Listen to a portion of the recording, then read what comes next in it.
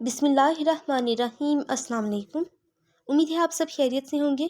आज मैं आपके साथ CS403 का मिड टर्म का करंट पेपर शेयर करूंगी 2023 का। इसको देख के आपको अंदाज़ा होगा कि हमारे क्वेश्चन किस टाइप के आएंगे और नंबर्स की क्या सेटिंग होगी। देखिए, टोटल 38 मार्क्स का आपका पेपर होगा, जिनमें से 22 आपके MCQs के मार्क्स होंगे, 27 MCQs आएंगे, जिनमें से आपने 22 अटैम्प्ट करने होंगे, 5 की चॉइस होगी। इसी तरह 3 लॉन्ग क्वेश्चन शॉर्ट क्वेश्चंस आएंगे और 2 आपने अटेम्प्ट करने होंगे। 3-3 मार्क्स का एक शॉर्ट क्वेश्चन होगा, सेम एज इट इज़।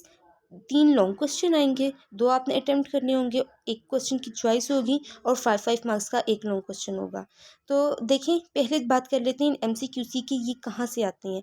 अब बात ये होती है कि पहले के जो 22 MCQ सही हैं या पहले के जो 2 क्वेश्चन आंसर सही हैं, उनके मार्क्स लगेंगे, ये सबको देखा जाएगा। देखें, वो देखते हैं कि आपकी जो, मैंने ये बात खुद टीचर से कंफर्म की है, तो तब मैं ये आपको इतने उसके साथ बता रही हूँ कि आपने 27 MCQs हैं, उनमें से जो बेहतर तरीन, जो बेस्ट होंगे 22, उनके नंबर लगाए जाएंगे। इसी तरह क्वेश्चन आंसर को भी देखा जाता है, जिनमें ज़्यादा मार्क्स आ रहे होते हैं उन क्वेश्चन के आंसर मार्क्स लगाए जाते हैं, और लॉन्ग क्वेश्चन में भी ऐसे ही होता है।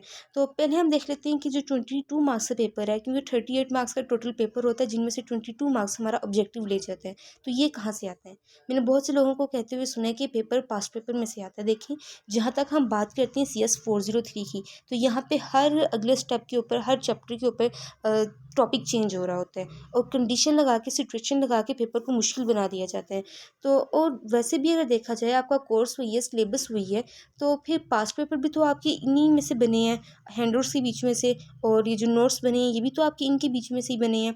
मैंने खुद कभी किसी पास्ट पेपर को रीड नहीं किया। ऑनेस्टली स्पीकिंग, मैं आपको अपना एक्सपीरियंस आपके साथ शेयर कर रही हूँ। कभी मैंने किसी फाइल को नहीं पढ़ा, जस्ट हैंडआउट्स को पढ़ती हूँ, क्योंकि फाइल्स हैंडआउट्स के अंदर से बनती हैं, पास्ट पेपर्स हैंडआउट्स के अंदर से बनते हैं। तो जस्ट आपका अगर कॉन्सेप्ट क्लियर होगा, clarity of mind, clarity of thoughts, तो आप बहुत अच्छे से काम खुद कर सकेंगे। और ये आपकी लक पे डिपेंड करता है। कभी तो ऐसा होता है कि 50% पेपर आपके हैंडआउट्स में से आ जाता है, 50% पेपर आपके पास्ट पेपर्स में से आ जाता है। लेकिन कभी कभार तो बिल्कुल भी एक MCQs को भी टच नहीं करते पास्ट पेपर में से। जबकि अगर हमने हैंडआउट्स किए हों तो हमें दिल को तसल्ली होती है, सुकून होता है कि भाई इन अब हमने हैंडआउट्स किए हुए हैं, बुक तो ये पेपर तो यहीं से बनना है। मेरी पूरी कोशिश होगी कि अगली जो वीडियो उसके बीच में आपको इन क्वेश्चन का सोल्यूशन भी प्रोवाइड करूँ और इंपॉर्टेंट टॉपिक्स भी बता दूँ। पूरी मेरी कोशिश होगी इंशाल्लाह। तो मेरी आपको फेयर एडवाइस यही है, मेरी सजेशन आपको यही है कि काइंडली अपने हैंडआउट्स को पढ़ें, अपने ऑब्जेक्टिव के लिए, क्वेश्चन आंसर के लिए, शॉर्ट के लिए। पास फाइल से जस्ट आपका ऑब्जेक्टिव कवर होगा, लेकिन जब आप अपने हैंडआउट्स को रीड करेंगे तो वहाँ से आपका ऑटोमेटिकली, आप ये, मैं आप कह रही हूँ ना, गारंटी के साथ ये बात कह रही हूँ, आप एक बार करके तो देखें। उसके आप हैंडआउट्स पढ़ेंगे तो आपके question answer, objective, long question, short question सब बीच में से ही हो जाएगा। और फिर बात करते हैं शॉर्ट क्वेश्चन, लॉन्ग क्वेश्चन, 3-3 और 5-5 मार्क्स के जो क्वेश्चन हैं इनकी, इनमें डिटेल और एक्सप्लेनेशन वाले क्वेश्चन नहीं पूछे जाते हैं, या तो बुलेट पॉइंट्स वाले क्वेश्चन पूछे जाते हैं, या डिफरेंस वाले क्वेश्चन पूछे जाते हैं, मीन्स के या जिसमें सिर्फ नेम्स लिखने होते हैं, तो या एग्जाम्पल्स वाले क्वेश्चन पूछे जाते हैं। देखिए, होता क्या ना, टोटल 20, 25 या 30 क्वेश्चन होती हैं, वो बना दिए गए होते हैं। उसके बीच में से किसी के पीछे सिचुएशन लगा देते हैं, किसी के साथ एग्जाम्पल लगवा देते हैं, कोई कंडीशन लगा देते हैं, तो और आगे कह देते हैं, जैसा कोई एग्जाम्पल दिए ना, कहते हैं इसको देखते हुए इसके तनाजुर में अब आपने इसकी वजाहत करनी है। तो फिर उसका सलूशन वही होता है, लेकिन स्टूडेंट पजल हो जाता है। इसलिए मैं आपको कह रही हूँ कि अपने हैंडआउट्स को पढ़ें, अपने कॉन्सेप्ट्स को क्लियर करें।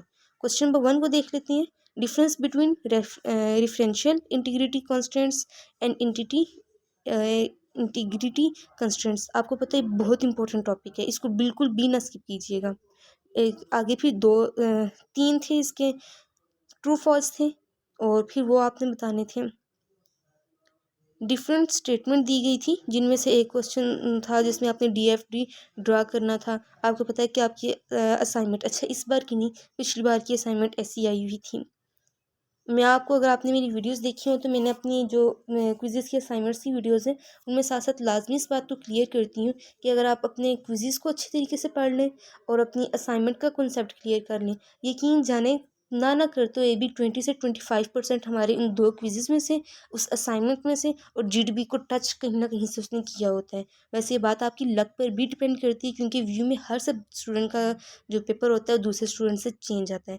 मेरी जितनी कोशिश हुई, जितना मेरे बस में होगा, मैं आपको गाइड करूँगी, और साथ-साथ और भी स्टूडेंट्स और भी मेरे फ्रेंड्स अपना पेपर शेयर करेंगे, तो मैं वो भी आपके साथ टाइम टू टाइम शेयर करती जाऊँगी।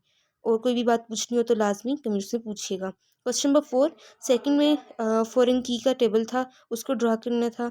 और फिर ड्रा ईआर स्टेटमेंट।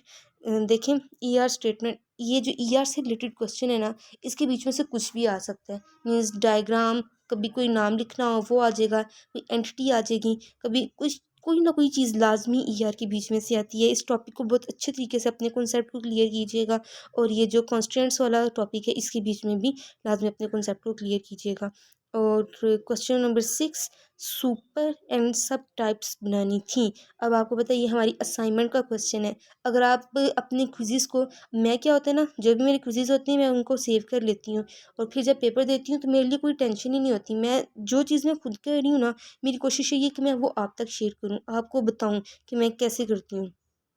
तो उन्हीं में से इतना पेपर आ जाता है। अब वो 2 क्विज़ेज़ और असाइनमेंट, अगर आपने इस बार की असाइनमेंट की हो, पिछले सेमेस्टर की असाइनमेंट की हो, तो वहाँ से आपको पता चल जाएगा कि सुपर और सब टाइप कैसे बनाते हैं। एक पैराग्राफ दिया होता है, उसके बीच में से हमें ये सब कुछ बनानी पड़ती है। होप सो कि आपको कुछ ना कुछ समझ आ गई होगी। तो मेरा यही आपको कहूँगी कि काइंडली अपने हैंडआउट्स को ही पढ़ें, और इंशाल्लाह मैं आपके साथ नेक्स्ट वीडियो में और इसके क्वेश्चन पेपर भी शेयर करूँगी, और इसका सॉल्यूशन भी आपके साथ शेयर करूँगी, ताकि आपकी ज़्यादा से ज़्यादा हेल्प हो सके। और नमाज़ पढ़ के जाइएगा, दो नफल पढ़ के जाइएगा, दुआ करके जाइएगा, इंशाल्लाह आपका पेपर बहुत अच्छा होगा। मुझे भी अपनी दुआ में याद रखिएगा। नेक्स्ट वीडियो में मिलते हैं। अल्लाह हाफ़िज़।